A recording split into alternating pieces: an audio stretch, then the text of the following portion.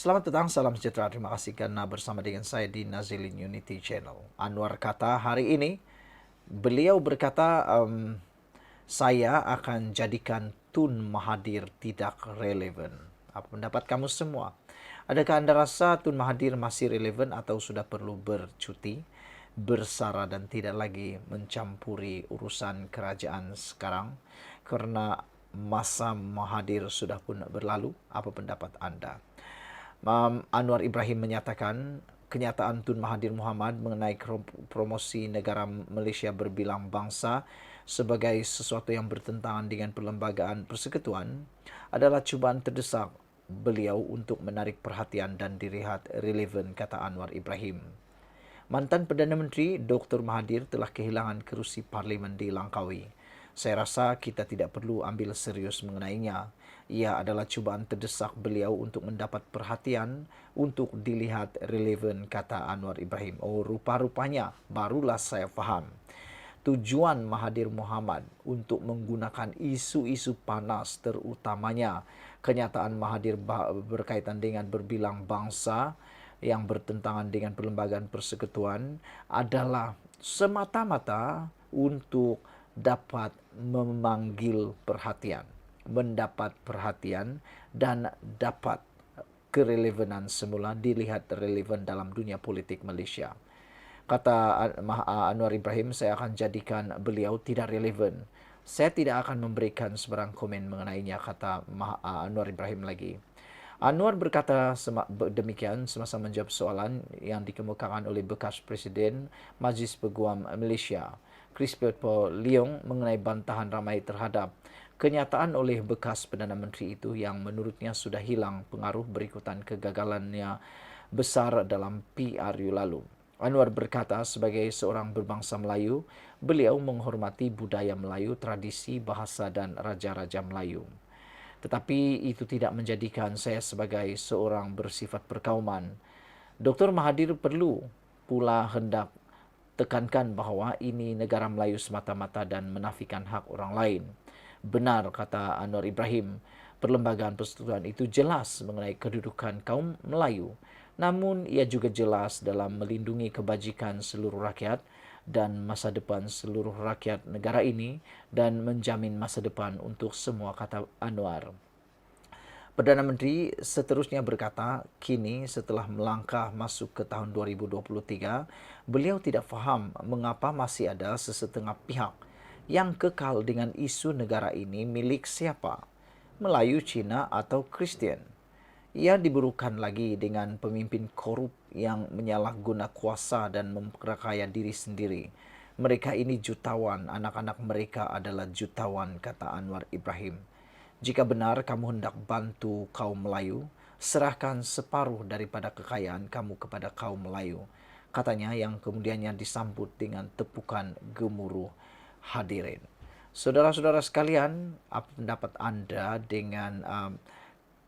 dengan kenyataan Anwar Ibrahim ini, yaitu jika kamu hendak membantu kaum Melayu, serahkan separuh daripada kekayaan kamu kepada kaum Melayu.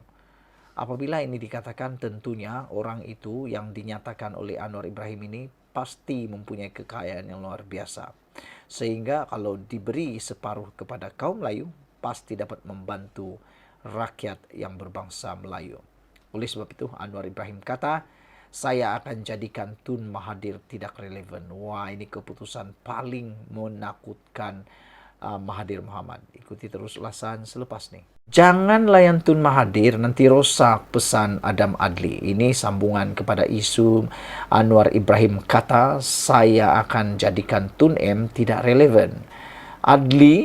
Adam Adli mengatakan bahawa beliau menyeru rakyat mengabaikan retorik Dr. Mahathir Mohamad yang mencetuskan kontroversi apabila berkata tindakan mempromosi negara berbilang bangsa bertentangan dengan perlembagaan. Beliau yang juga timbalan Menteri Belia dan Sukan mengajak orang ramai merenung kelakuan bekas Perdana Menteri itu, Muktahir ini, yang disifatkan sebagai merosakkan kerana selama ini Malaysia diterima dan diwartakan sebagai negara berbilang kaum. Kita dah selesai dah perkara ini sebenarnya. Begitulah Tun, bercakap ikut kepentingan semasa dia.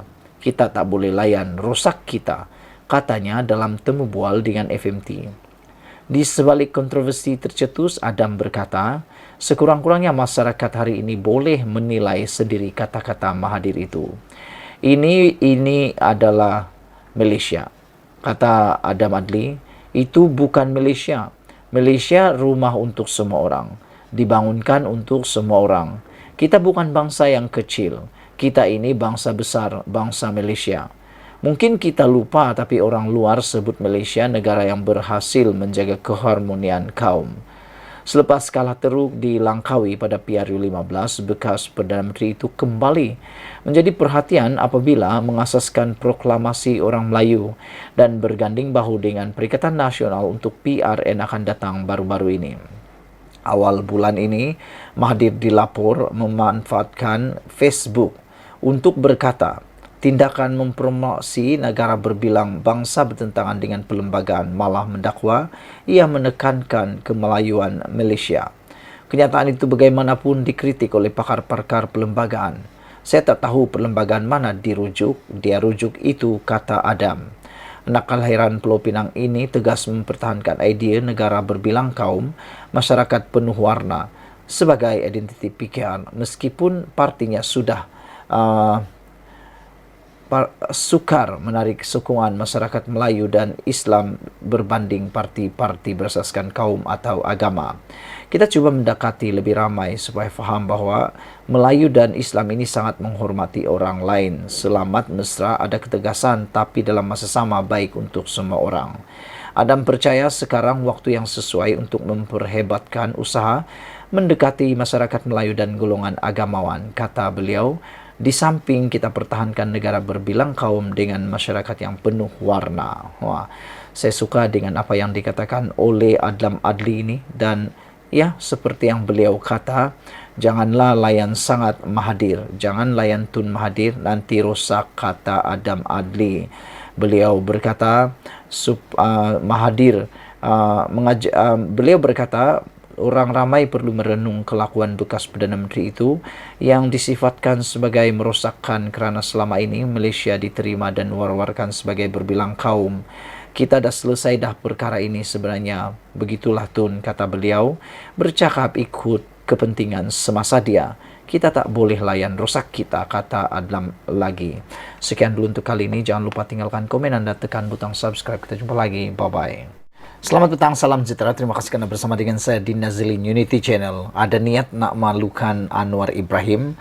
Cuba untuk memalukan Anwar Ibrahim berkaitan dengan subsidi telur dan ayam. Akhirnya Muhyiddin pula terpalit dengan malu sendiri. Dengan kata lain, meludah ke langit kena muka sendiri. Ini gara-gara tindakan Muhyiddin Yassin mengatakan bahawa beliau kini mula menternak ayam. Ada netizen kata, selain daripada cuba mula menternak ayam, lebih baiklah mereka kata Muhyiddin teruskanlah menjadi penternak ayam kerana penternakan ayam lebih kaya daripada menjadi ahli parlimen, kata mereka.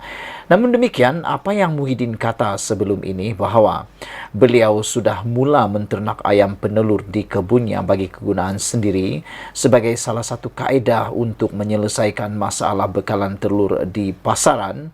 Hari ini, apa yang menariknya ialah seorang pemimpin daripada Pakatan Harapan turut mengatakan niat Muhyiddin ternak ayam bukti pelan subsidi bersasar tepat, kata seorang pemimpin daripada Pakatan Harapan. Menurut Muhyiddin, beliau kini mahu melihara ayam penelur di kebunnya untuk kegunaan sendiri kerana untuk menyelesaikan bekalan telur di pasaran. Ini menarik. Itu sebabnya ada ramai netizen kata Muhyiddin bolehlah terus menjadi penternak ayam di kebun. Jangan secara kecil-kecilan tetapi secara besar-besaran, kata mereka, supaya nanti bolehlah jadi kaya kerana penternak ayam memang boleh membuatkan kaya raya. Pada itu, Perikatan Nasional berkata berdasarkan kajian empirikal yang dilakukan oleh sekumpulan penyelidik ke atas 1.200 responden mendapati masalah yang paling ketara di depan rakyat adalah kos sara hidup, kata Muhyiddin Yassin. Jawapan yang paling jelas adalah masalah pertama tentang kos sara hidup, masalah harga makanan, dan masalah makanan tak cukup sampai telur pun tak cukup, kata Muhyiddin Yassin. Menjadi persoalan daripada netizen ialah sejak bila Muhyiddin cakap seperti ini. Walhal, sepanjang beliau menjadi Perdana Menteri pun, isu ini sebenarnya paling ketara sekali. Tetapi ialah dah jadi pembangkang, memanglah akan ulang perkara yang sama untuk diperkatakan. Walhal perkara ini dah pun bermula sejak dia jadi Perdana Menteri, bukannya baru bermula pada zaman Anwar Ibrahim. Namun, niat Muhyiddin cuba memalukan Anwar Ibrahim dengan perkataan-perkataan tersebut akhirnya terjawab dan seakan-akan memalukan beliau sendiri apabila niat Muhyiddin ternak ayam bukti pelan subsidi bersasar tepat, kata PKR hari ini. PKR menyelar Muhyiddin Yassin sekaligus Perikatan Nasional kerana dianggap sebagai bankrupt idea selepas masih bercakap mengenai isu bekalan telur sebagai modal politik. Pengarah komunikasi PKR, ahli Parlimen Lee Chien Chung berkata, selaku pengerusi PN, Muhyiddin perlu faham bukan semua rakyat memiliki kebun ataupun ada halaman rumah seluas sehingga boleh menternak sehingga 40 ekor ayam seperti dilakukan Muhyiddin. Tambahan pula, bukan semua orang boleh menternak ayam sesuka hati seperti Muhyiddin dan tidak disaman oleh pihak berkuasa tempatan, kata beliau. Hakikat bahawa Muhyiddin masih melayan isu telur menunjukkan Perikatan Nasional sudah bankrupt idea untuk membantu rakyat dan tiada atau tidak ada isu lain yang boleh dipermainkan, kata beliau lagi. Terdahulu, media melaporkan Muhyiddin menyatakan dia mula menternak ayam penelur di kebunnya bagi kegunaan sendiri sebagai salah satu kaedah untuk menyelesaikan masalah bekalan telur di pasaran. Saya sudah mula pelihara ayam di kebun saya, kata Muhyiddin. Satu hari 40 biji telur. Saya nak tunjuk boleh selesai masalah kalau kita usahakan sendiri, kata Muhyiddin lagi. Masalahnya bukan semua orang ada luas tanah seperti beliau, kata ahli parlimen ini. Lee juga mengatakan bahawa Muhyiddin membuktikan usaha kerajaan perpaduan untuk melaksanakan subsidi bersasar adalah betul. Jelasnya setakat ini, orang kaya seperti Muhyiddin masih menikmati subsidi ayam dan telur seperti rakyat biasa. Padahal golongan seperti Muhyiddin yang mampu menjadi peternak di rumah sendiri adalah tidak layak menikmati sebarang subsidi dari kerajaan, kata beliau. Ini memang sangat menarik apabila Lee menjelaskan bahawa terbuktilah usaha kerajaan perpaduan melaksanakan subsidi bersasar adalah betul. Jelasnya, setakat ini orang kaya seperti Muhyiddin masih menikmati subsidi ayam dan telur seperti rakyat biasa. Padahal golongan seperti Muhyiddin yang mampu menjadi peternak di rumah sendiri adalah tidak layak menikmati sebarang subsidi dari kerajaan. Sewaktu kerajaan membincangkan isu subsidi bersasar, PN yang paling lantang menolak ide tersebut. Sekarang, rakyat boleh menilai Perikatan Nasional yang muflis idea ini yang juga mempertahankan dasar subsidi untuk orang kaya rupanya untuk kepentingan diri sendiri. Lebih menyedihkan adalah sebagai blok pembangkang yang mempunyai ramai bekas menteri-menteri dan Perdana Menteri, apa yang dicadangkan adalah menternak ayam sendiri di kebun, katanya. Dia yang juga ahli Parlimen Petaling Jaya menambah sindiran yang cuba dibuat Muhyiddin kepada kerajaan hanyalah telur umpama meludah ke langit dan akhirnya akan menyusahkan diri sendiri. Tegas Lee, selepas kerajaan perpaduan memerintah didapati masalah kekurangan telur bermula sejak November 2022 dan membabitkan 157 biji telur ayam. Siapa kerajaan pada masa itu? Tidak lain, tidak bukan PN. Jika pada waktu itu Muhyiddin prihatin dengan rakyat, sudah tentu kerajaan boleh buat sesuatu untuk berhadapan dengan isu tersebut dan bukan hanya untuk mengumpul dana bagi akaun partinya sahaja. Muhyiddin juga kena sedar bahawa keadaan cepat bertambah baik sejurus lepas kerajaan perpaduan mengambil alih dan sekarang pasaran memang jarang sekali menghadapi kekurangan telur, kata beliau lagi. Inilah dia satu pendedahan yang paling menarik sekali. Apabila Muhyiddin coba menyindir, coba memalukan Anwar Ibrahim, akhirnya beliau kena ludah sendiri. Sekian dulu untuk kali ini. Jangan lupa tinggalkan komen Anda, tekan butang subscribe. Kita jumpa lagi. Bye-bye. Selamat tengah hari, salam sejahtera. Terima kasih karena bersama dengan saya di Nazilin Unity Channel. Ini satu lagi pendedahan yang mengkantuikan diri sendiri, dipetik dari negaramerdeka.com. Anak emas Haji Hadi tersipu malu kantoi, menipu tiket bus ke Kelantan tarik PRN telah habis dijual. Ini satu pendedahan yang menarik perhatian saya. Bagaimana dengan Anda sekalian? Saudara-saudara, sebelum saya teruskan ulasan kali ini, mohon kiranya Anda tekan butang subscribe untuk mendapatkan isu-isu terkini dari channel ini. Saudara-saudara sekalian, anak emas Haji Hadi Awang tersipu malu kantoi menipu tiket bus ke Kelantan tarik PRN telah habis dijual. Syarikat Bas Konsortium I Mutiara Berhad masih belum membuka jualan tiket balik ke Kelantan untuk pilihan raya negeri PRN pada 12 Ogos depan. Kenyataan syarikat berkenan sekaligus menafikan dakwaan jualan tiket bas secara dalam talian untuk balik mengundi sudah habis terjual. Menurut juru cakap I Mutiara, pihaknya masih belum membuka jualan tiket untuk bulan Ogos karena jualan biasanya akan bermula awal seminggu sebelum kedatangan bulan berkenan. Kita masih belum membuka jualan tiket untuk bulan Ogos, katanya kepada Sinar Harian pada Kamis. Beliau mengulas dakwaan ahli Parlimen Bacok Muhammad Syahir C. Sulaiman yang mendakwa jualan tiket secara dalam talian untuk balik mengundi sudah habis terjual. Ahli Parlimen PAS itu turut mendakwa harga tiket kapal terbang juga bukan calang-calang menjelang PRN itu nanti. Ujarnya difahamkan tiket tersebut mencecah harga kayangan di mana pergi balik hampir Rm1.000 satu orang. Sementara itu, seorang ejen tiket yang mahu dikenali sebagai Yati memberitahu jualan untuk perjalanan bulan Ogos masih belum dibuka lagi. Katanya, apa yang didakwa oleh ahli politik itu tidak wajar kerana ia boleh menimbulkan kekeliruan dalam kalangan masyarakat, terutama yang mempunyai perancangan untuk menaiki kenderaan awam untuk pulang mengundi. Saudara-saudara sekalian, pendedahan daripada dua orang ini betul-betul mengejutkan kita. Bagaimana sampai tersipunya malu kantoi menipu tiket bas Kelantan ini telah habis. Berani juga kan membuat kenyataan seperti ini. Nasib baiklah tidak ada pihak yang mahu menyaman beliau atas kenyataan yang tidak benar ini. Walau bagaimanapun, begitulah apabila menjelang PRN memang pelbagai caralah dilakukan, pelbagai caralah diatur semata-mata untuk mahu menangi pilihan raya tersebut. Tidak kiralah cara itu kotor, cara itu bersih atau sebagainya, pastinya akan dipilih untuk melakukan atau untuk dilakukan semata-mata dengan hanya satu tujuan. Pertama, mau menang. Kedua, coba mengelirukan pihak lawan. Ini dipanggil strategi untuk mengelirukan pihak lawan. Tetapi yang terkeliru bukan pihak lawan, tetapi rakyat itu sendirilah. Tidak kasihankah kepada rakyat yang mahu balik mengundi, yang ada niat untuk mengundi tapi tertipu, terkeliru dengan kenyataan seperti ini, yang kononnya harga tiket telah habis dijual. Tetapi rupa-rupanya syarikat bas ini sendiri yang tampil, syarikat bas I Mutiara, masih belum membuka jualan tiket lagi. Jadi, bagaimana dikata telah habis tiket dijual, walhal tiket secara online pun belum mula dijual.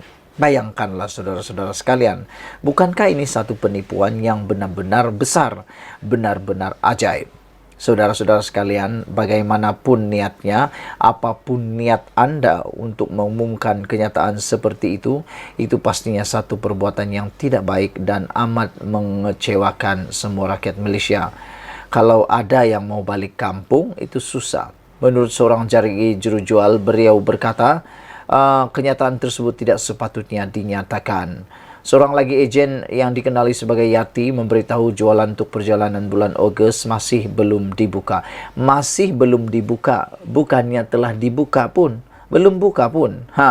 Katanya apa yang didakwa oleh ahli politik itu tidak wajar karena ia boleh menimbulkan kekeliruan dalam kalangan masyarakat, terutama yang mempunyai perancangan untuk menaiki kendaraan untuk pulang mengundi. Selain daripada mengundi, untuk Anda punya pengetahuan, ada lagi rakyat biasa yang hendak pulang kampung turut mahu pulang kampung, terutama yang mau mengikuti kendaraan awam. Apa pendapat kamu semua? Jadi dengan tajuk yang menarik dan panas luar biasa ini, anak emas Haji Hadi tersipu malu, kantoi menipu tiket bas ke Kelantan, tarik PRN telah habis dijual. Sekian dulu kali ini, ikuti terus ulasan pendedahan selepas ini. Selamat petang, salam sejahtera. Terima kasih karena bersama dengan saya di Nazilin Unity Channel. Petang ini saya dikejutkan dengan satu pertanyaan daripada netizen yang pastinya Anda akan tertarik, dan ikuti terus ulasan kali ini karena ia sangat menarik. Seorang netizen bertanya kepada saya, adakah PAS layak bertanding pada PRN 6 buah negeri ini? Saya agak terkejut dengan persoalan tersebut dan saya bertanya, dari mana Anda mendapat persoalan ini? Bagaimana Anda terfikir bahwa PAS tidak akan bertanding pada PRN akan datang ini? Dari mana faktanya dan bagaimana persoalan itu boleh timbul? Netizen ini berkata bahwa mereka bertanya atas faktor keputusan yang diumumkan pada 27 Jun lalu, yang mana Mahkamah Pilihan Raya Terengganu telah pun membatalkan kemenangan calon Parlimen Kuala Terengganu, yaitu Datuk Ahmad Amzad Hashim, atas dakwaan dan atas terbuktinya perbuatan rasuah di dalam pilihan raya baru-baru ini bertujuan untuk mempengaruhi pengundi pada PRU 15. Hakim Datuk Seri Muhammad Fairuz Jeffrey dilaporkan berkata pihak pempetition yaitu Barisan Nasional BN telah berjaya membuktikan perbuatan rasuah berlaku dengan tujuan mempengaruhi pengundi pada PRU 15. Dengan itu, SPR telah pun menunggu perakuan hakim pilihan raya untuk mewartakan kekosongan kerusi dan mengadakan pilihan raya. Menjadi persoalan daripada netizen kepada saya ialah mereka kata rasuah tetap rasuah. Bagaimanapun bentuknya, rasuah tetap satu perbuatan yang terkutuk. Rasuah tetap perbuatan yang berdosa, kata mereka.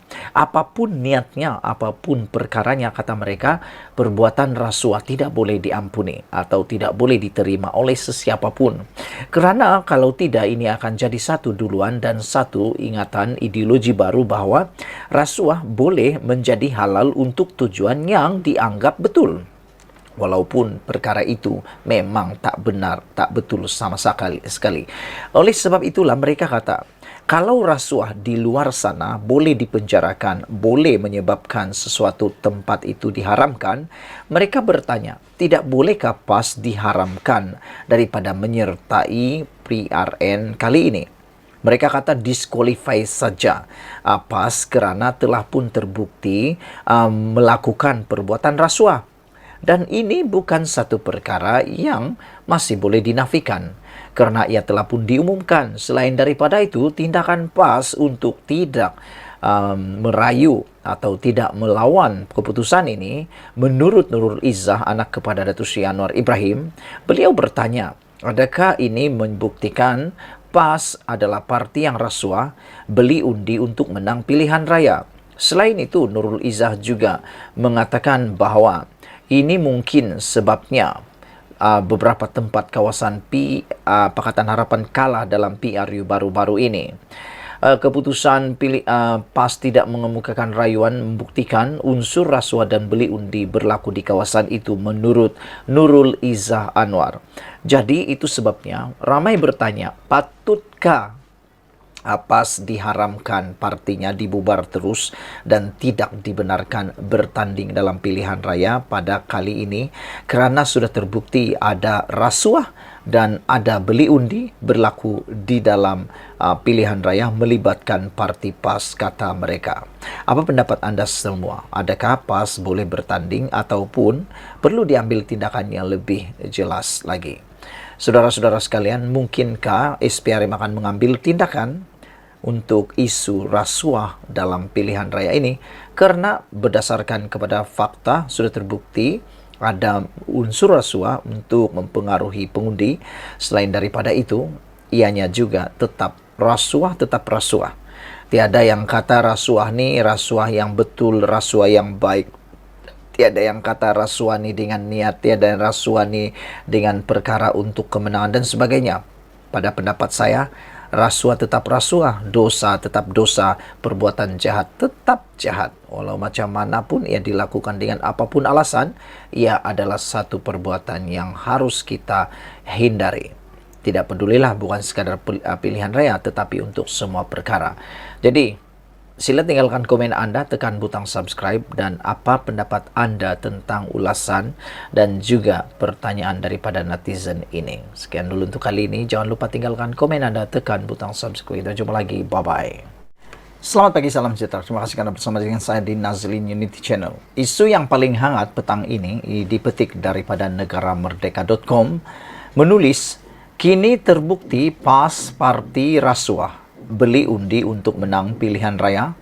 Persoalan ini makin menjadi besar di media sosial dan saya rasa Anda juga mungkin akan share video ini kerana ianya amat berkait rapat dengan pilihan raya negeri yang akan dilangsungkan tidak lama lagi. Persoalan besar ini haruslah dijawab oleh kita semua. Anda sila tinggalkan komen Anda dalam ruangan komen. Apakah Anda juga tertarik ataupun ada juga Anda setuju dengan tajuk ulasan kali ini daripada negaramerdeka.com? Kini terbukti PAS parti rasuah beli undi untuk menang pilihan raya. Keputusan pimpinan PAS tidak akan mengemukakan rayuan terhadap keputusan petisyen pilihan raya bagi Parlimen Kuala Terengganu, membuktikan unsur rasuah dan beli undi berlaku di kawasan itu.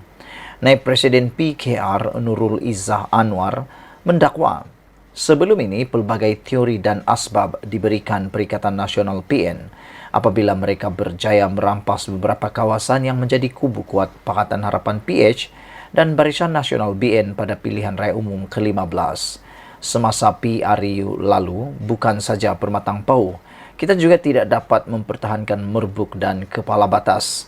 Ada banyak teori yang mereka bagi, antaranya kenapa mereka menang, sebab A dan B dan C. Tetapi hari ini pimpinan PAS tidak mempertahankan kekalahan mereka di mahkamah.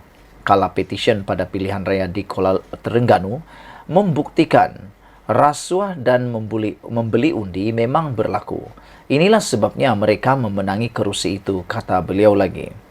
Beliau berkata demikian ketika berucap pada ceramah jelajah Madani PKR di Bukit Selambau semalam. Pada 27 Jun lalu, Mahkamah Pilihan Raya Terengganu membatalkan kemenangan calon Parlimen Kuala Terengganu Datuk Ahmad Amzad Hashim pada PRU 15. Hakim Datuk Seri Muhammad Firuz Jafril dilaporkan sebagai berkata, pihak pempetisyen iaitu calon Barisan Nasional BN Datuk Muhammad Zubir Embong berjaya membuktikan perbuatan rasuah berlaku dengan tujuan mempengaruhi pengundi pada PRU 15. Berikutan keputusan itu, Suruhanjaya Pilihan Raya SPR akan menunggu perakuan Hakim Pilihan Raya untuk mewartakan kekosongan kerusi dan mengadakan pilihan raya.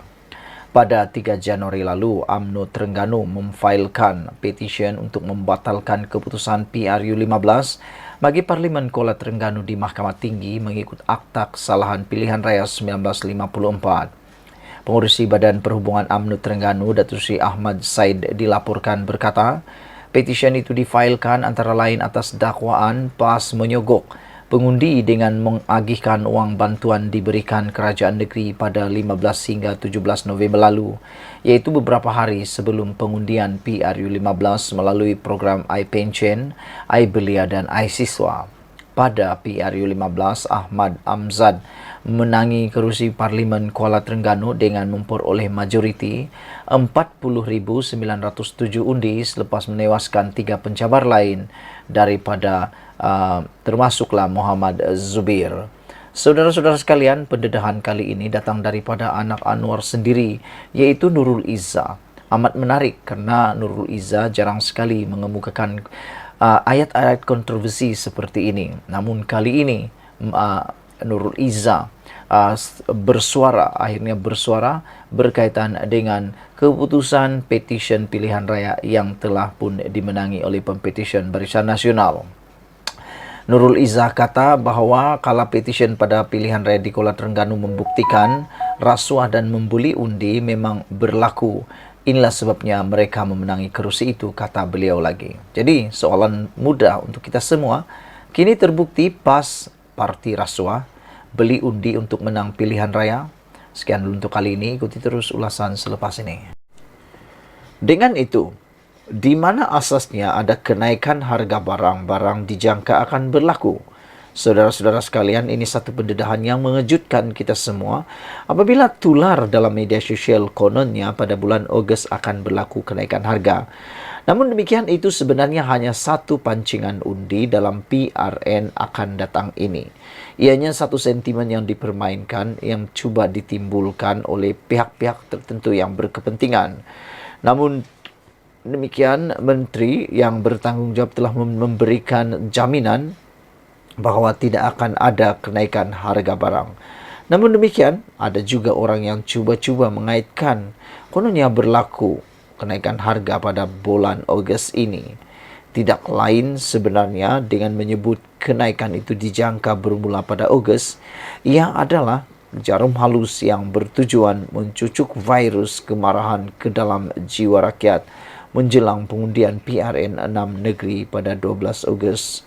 Berdasarkan fakta, Blok Pembangkang hampir tiada asas untuk merobek kepercayaan rakyat kepada kerajaan semasa ini. Jika mahu dikira dan dengan apa yang telah dibuktikan, sudah banyak yang dilakukan kerajaan sejak 7 bulan lalu untuk memberi lebih kesan kepada rakyat. Tambahan lagi, sementara apa jua keputusan PRN nanti tidak menjejaskan sama ada kedudukan sedia ada kerajaan perpaduan. Sebaliknya, ia amat penting untuk Blok Pembangkang atau PN menghadapi PRU 15 akan datang. Bayangkan apa jadi kepada PN Muhyiddin Yassin dan Hamzah Zainuddin, Hadi Awang dan lain-lainnya jika PRN ini memberi keputusan yang tidak memihak kepada mereka.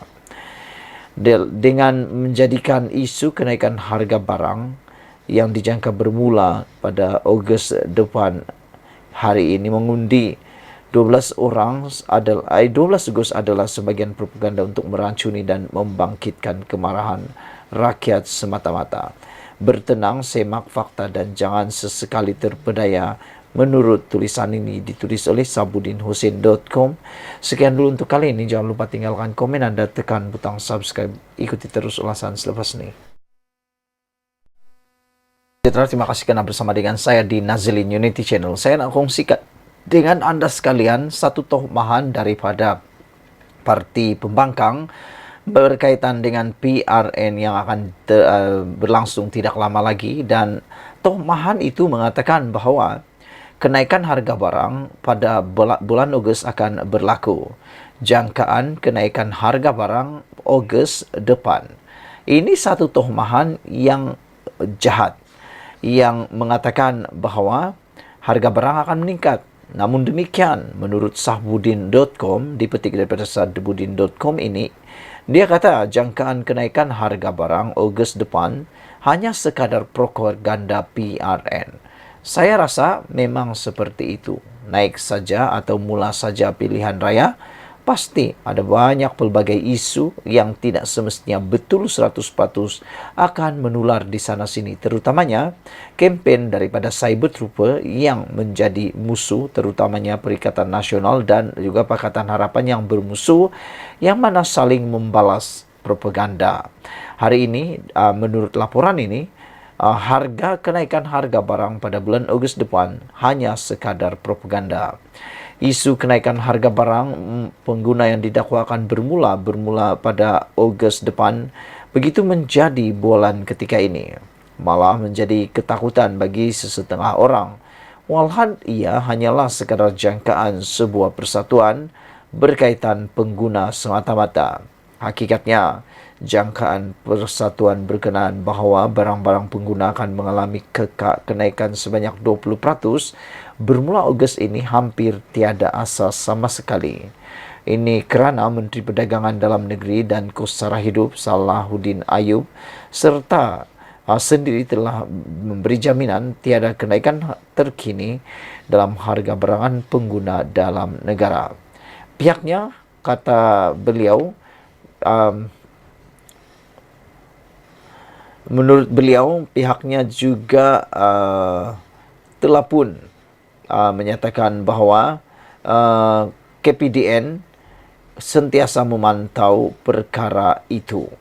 Salahuddin sendiri memberikan jaminan tiada kenaikan terkini dalam harga barangan pengguna dalam negara. Makna kata, Menteri dah pun memberikan jaminan tiada kenaikan terkini. Tapi cerita-cerita yang tersebar di sana-sini mengatakan berlaku kenaikan harga pada bulan Ogos itu hanya satu tomahan yang digunakan sekadar propaganda PRN. Selain itu, kata Salahuddin lagi, harga barangan seperti gula, beras, minyak bersubsidi, telur dan ayam turut dikawal ketat oleh kerajaan agar tidak berlaku sebarang kenaikan. Berdasarkan penilaian yang dibuat ketika Hari Raya Haji Adil Adha baru-baru ini, jelas didapati tiada rungutan kedengaran di media sosial soal berkaitan harga atau kenaikan harga barang. Maknanya, harga barang pengguna adalah stabil dan tetap pada kadar yang tidak menimbulkan kesusahan orang ramai. Ini tentunya berbeza dengan keadaan kita era pentadbiran sebelum terbentuknya kerajaan perpaduan, di mana riuh rendah di media sosial pelbagai rungutan pada waktu itu mengenai keadaan harga barang yang seolah-olah tiada kawalan. Selain hakikat lain dan sebagai perbandingan, kadar inflasi juga turun pada 20.8% pada Mei 2023 berbanding 3.3% pada bulan sebelumnya. Fakta ini sendirinya bermakna harga barangan semakin menurun kadarnya. Sekian dulu untuk kali ini. Jangan lupa tinggalkan komen anda. Sila tekan butang subscribe. Kita jumpa lagi. Bye-bye.